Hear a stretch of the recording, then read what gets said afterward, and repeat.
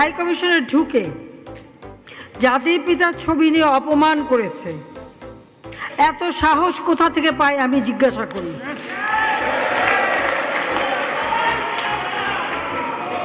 আমি জানি না আমাদের হাই কমিশনে এখন কারা বসেছিল এবং তারা সেখানে কিছুই করতে পারলো না কেন, সেটাও বড় প্রশ্ন।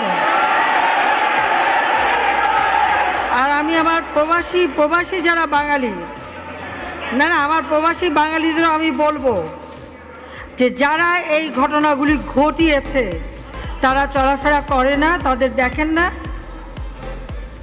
যে হাত দিয়ে জাতির পিতার ওই ছবি নিয়ে তারা ভেঙেছে,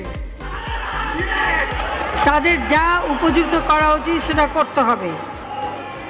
কারণ জাতির পিতার নাম মুছে ফেলার চেষ্টা করা হয়েছিল, তো তারিখ যেহেতু দূরের কথা, ওর বাপ তো চেষ্টা করেছিল এই নাম মুছতে, ওর বাপও চেষ্টা করেছে, মাও চেষ্টা করেছে। তারা কি পেরেছে নাম মুছতে? পারে নাই।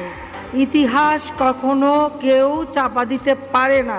আর জাতির পিতা তার 7 মার্চে ভাষণে বলে গেছে যে বাঙালিকে কেউ দাবায় রাখতে পারবে না, পারে নাই দাবায় রাখতে।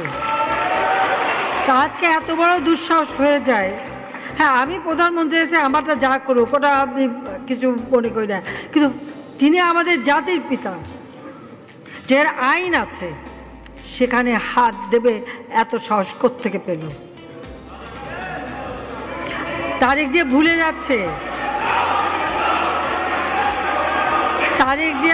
যাচ্ছে, যে তার মা দুর্নীতি করে জেলে গেছে,